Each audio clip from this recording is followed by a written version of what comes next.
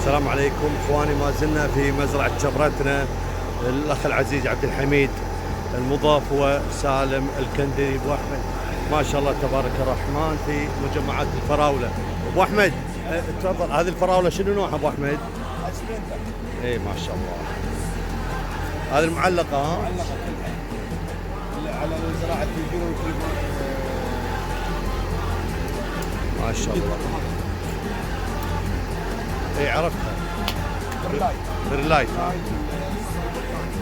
حجر البركان. شوف الاحجام. ما شاء الله تبارك الرحمن ما شاء الله. طبعا هذا يصير تشوهات من البرد اللي جاي من الموج. نعم صحيح صحيح. ما شاء الله. طبعا هني هذا التلقيح كله على النحل الطنان. النحل الطنان ها؟ اي موجود الحين. نعم تبارك الرحمن ما شاء الله ما شاء الله. عسى ربي يبارك يا ابو احمد. طبعا الشيء اليومي